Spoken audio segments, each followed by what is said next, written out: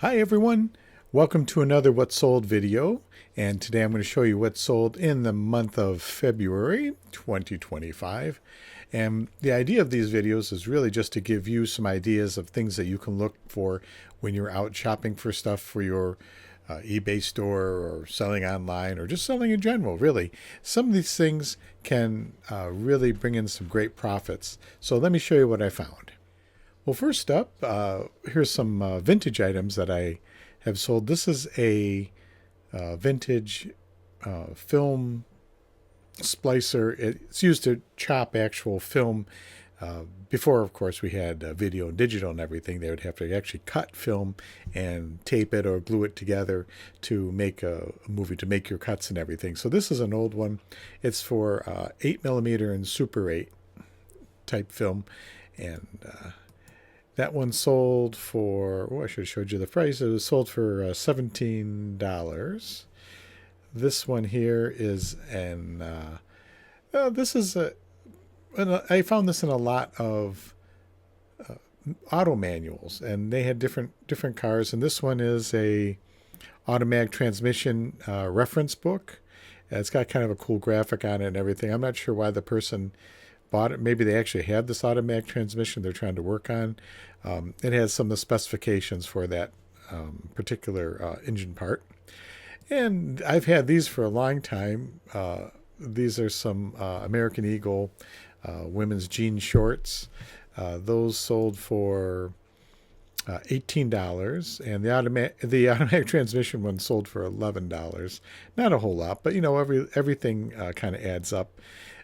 This sold for $45. These are some pretty cool old machinist gauges, and they're pin gauges. I'm not a machinist, so I couldn't exactly tell you what they're used for, but they're basically used for likely finding out what is the diameter of wire or space in something.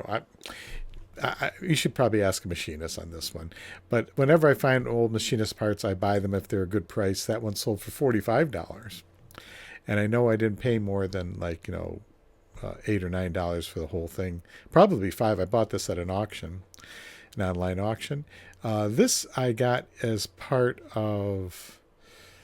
I went to an Amazon bin store and I just picked it up. Everything was $1, and it's some acrylic shelves.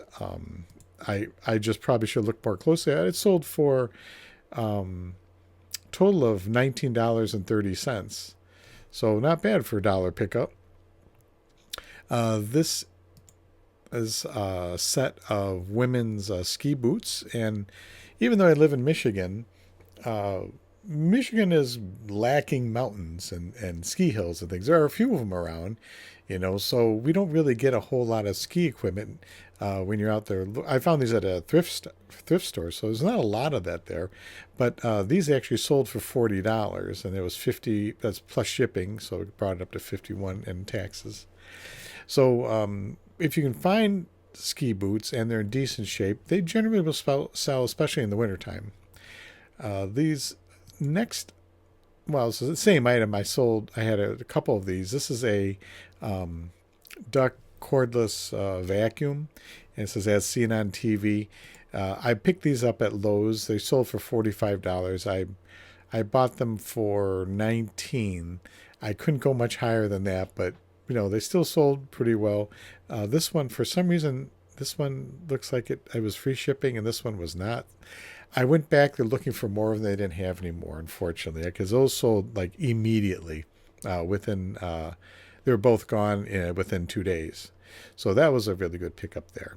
I don't mind making less money, especially if I can sell them quickly, get them out the door. So this is a splitting wedge, which sold for about $19. It comes with an axe set and a splitting wedge.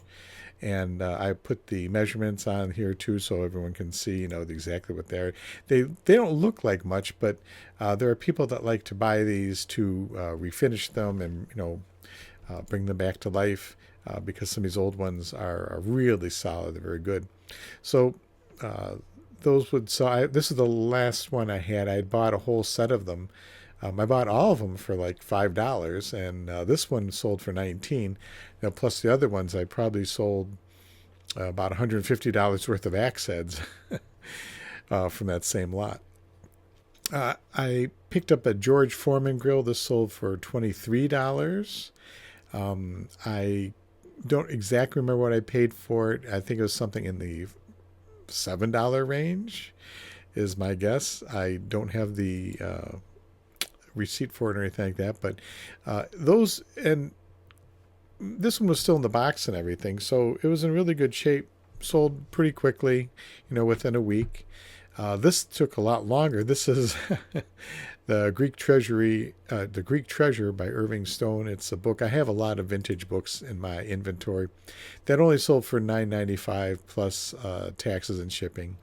So not a lot of money. I probably only netted about $5, but I have many, many books like this that sold, and I still have for sale. And each one of them, if I can sell them for around $10, I usually net out about $5 after all the fees and everything. So next up is this came in a mystery box. Sometimes I buy these mystery boxes from the same auctioneer. He had some, and there was a heavy duty punch, hole punch in there. It was brand new. It sold for $9.95. I know it's not a lot of money there, but they paid for the shipping. So I also have bought a big box of Lionel train parts. There were some trains, they're mostly tracks and switches and crosses and things like that. Here's a set of these. I sold these as is, basically for parts. You know, everything, they probably would work. I just wasn't going to go around testing them and all that. So I just sold them as is. So that sold for $23. And the whole box of track and everything I bought cost me $50 and had those plus all the other things. So I've already made a profit because the next item also came from there. This one sold for $10. These are the controllers for said switches. Those only sold for $10. And I have a whole box of the 027 track. Lionel's basically comes in two different types of tracks. They have O scale and they have 027.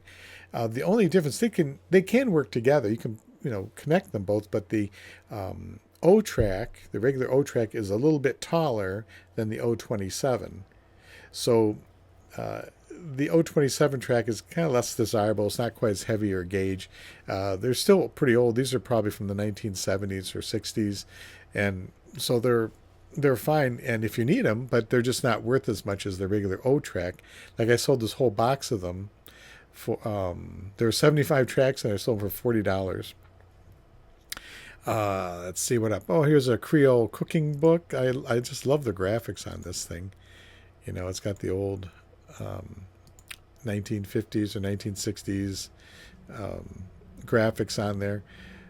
I can't imagine just what Creole people look like in modern times eating, but maybe they did. I don't know. Next up is a Cobalt roughing end mill, and this is used on a mill machine so that you can carve out parts that you need. I'm thinking probably, since it's carbide, probably out of metal. This would be used to shape metal on a mill machine. This I bought at a local thrift store. This is a ferret. It says Animal Ranger Rick's Animals at Risk. I guess it was a series. This one sold for $12, but I have other ones that regularly sell from the same series for like $45 and things like that. So this one I only paid it like $2 or $3 for, and so I got it for it came with the tags and everything, so that sold pretty quickly. Here's another book from that same collection. This one's called the Ground Meat Cookbook, and it's got the old 60s and 50s graphics in it right there. Oh, this is 1955, so it'd be 50s graphics in there. I bought this just for a couple dollars, and it came with a whole stack of these books that were all bound together in a wire binder, and so I pulled the wire apart and everything, and I'm selling them individually. And so far they've been selling pretty well. I mean, it's not a lot of money, $7 plus shipping and taxes.